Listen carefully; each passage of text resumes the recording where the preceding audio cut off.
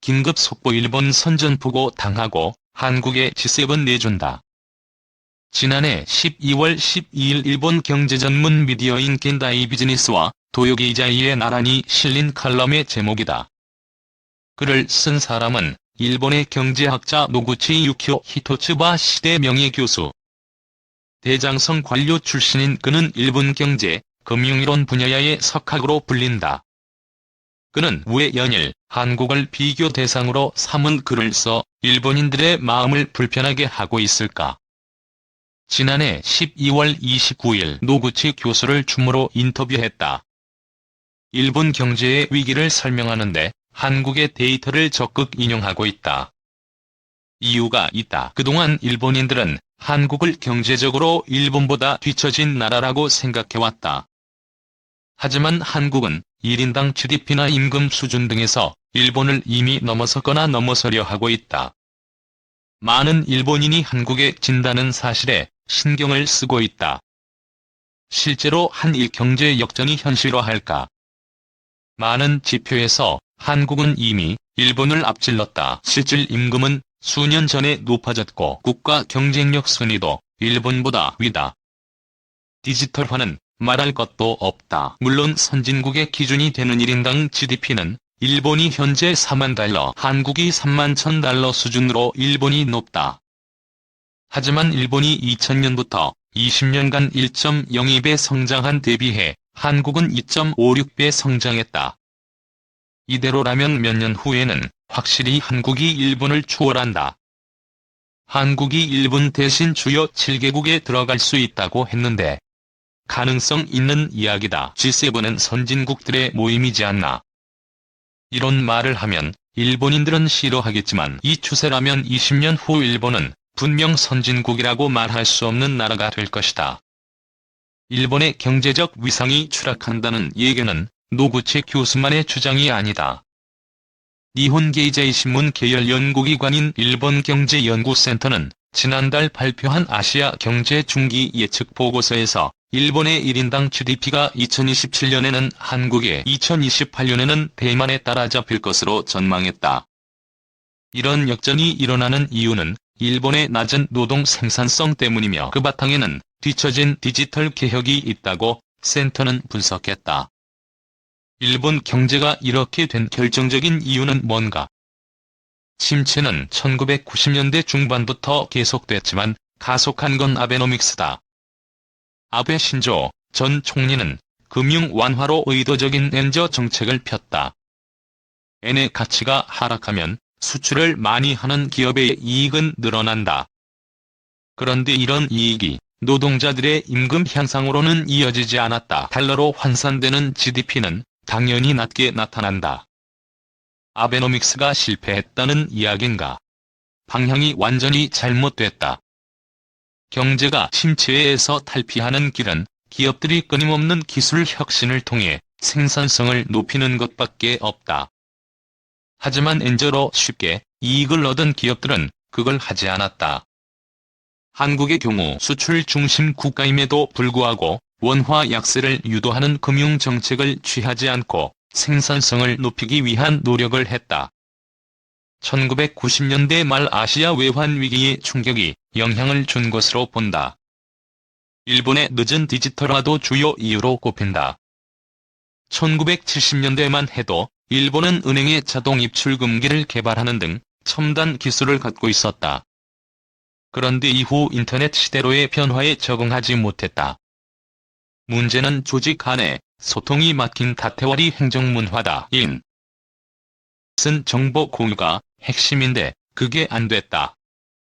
지난해 신종 코로나 바이러스 감염증으로 정부 기관들이 화상회의를 하려 했는데 각 부처가 독자적인 통신 시스템을 쓰고 있어 못했다는 농담 같은 이야기가 있다. 도쿄대 응용물리학과를 졸업하고 미국 예일대에서 경제학 박사 학위를 받은 노구치 교수는 경제뿐 아니라 다양한 분야에 대한 100여 권의 책을 출간했다. 시간관리, 공부 방법을 다룬 초정리법, 학습법 시리즈는 1990년대 한국에서도 베스트셀러가 됐다. 특히 영어 교육의 중요성을 강조하며 여러 권의 책을 펴냈다. 일본인의 영어 실력 저하 문제를 자주 지적한다. 중요하기 때문이다. 토플 IBT 점수로 볼 때 한국은 영어를 공용으로 쓰는 홍콩과 비슷한 수준이다. 이 역시 외환위기 이후 세계로 나가지 않으면 살아남을 수 없다는 절박함이 사회 전반에 공유된 결과라고 생각한다. 일본은 아시아 29개국에서 27위다. 이런 실력으론 세계 무대에서 할 수 있는 일이 없다. 한국 경제는 이대로도 괜찮을까? 제조업 비율이 30% 이상으로 높고 외수 의존형 경제라는 점은 불안하다. 미중 경쟁과 신흥국의 추격이 리스크가 될 수 있다. 제조업 비율이 10% 정도로 낮고 정보기술을 기반으로 한 산업 구조로 전환한 미국을 벤치마킹해야 한다. 또 삼성 이외에도 세계적으로 인정받는 기업이 더 나와야 한다. 인구 문제도 심각한데 한국의 저출산, 고령화 문제는 장기적으로 성장을 가로막는 큰 걸림돌이 될 수 있다. 일본 젊은이 중엔 한국 같은 경쟁사회는 싫다, 이대로가 좋다는 사람도 많다. 이대로 좋을 리 없다. 이대로만 하다 보면 일본의 국력은 점점 하락하고 개인의 삶도 힘겨워질 것이 분명하다.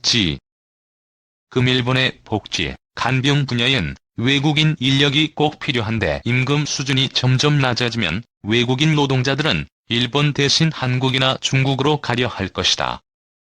일본인들에게 위기의식을 가지라, 눈을 뜨라고 이야기하는 것, 이것이 나에게 주어진 임무라고 생각한다. 일경제학자 지세분서, 대표 1에서 한으로 교체돼도 할 말 없어. 일본의 유명 경제학자가 일본은 20년 후 한국에게 추월당할 것이라면서 주요 7개국 회원국이 일본에서 한국으로 바뀌어도 일본은 답할 말이 없다는 취지로 한탄했다. 노구치 유키오 일본 히토스바시 대학 명예교수는 지난 12일 겐다이 비즈니스에 일본은 20년 후에는 경제 규모에서 한국에 추월당한다. 그 유감스러운 이유를 라는 제목의 칼럼을 실었다. 그는 한국의 임금은 일본보다 높아졌다. 여러 지표에서 한국은 이미 일본을 제쳤다며 그 이유는 90년대 말 경제위기 대응이 달랐기 때문이라고 지적했다. 한국인은 대학에 충실하며 영어력을 붙여 경쟁력을 향상시켰다. 일본인은 아무것도 하지 않았다. 그 결과가 지금 나타나고 있다고 설명했다. 특히 노구치 교수는 양국의 임금, 1인당 국내 총생산 성장률, 유수 대학의 상황, 영어 능력 등 지표를 들며 G7 회원국 중 일본이 빠지고 한국으로 교체될 수 있다고 밝혔다. 이미 일본 언론도 보도한 바와 같이 한국의 임금은 일본을 제친 상황이다. 노구치 교수는 경제협력개발기구 자료를 인용해 지난해 1인당 연간 평균 임금이 한국은 41,960달러, 일본은 38,515달러라고 전했다. 그는 한국은 일본보다 풍요로운 나라가 되고 있다. 실제로 한국은 이미 일본보다 강한 경제력을 가진 나라가 됐다. 여러 세계 랭킹에서 한국은 일본보다 상위다고 지적했다. Dù bao khó khăn vẫn không sao mãi yêu hoài cha của con với bao tiếng yêu không hề phai dù bao tháng năm vẫn luôn vất vả vì tình yêu lớn lao bao la tựa trời cao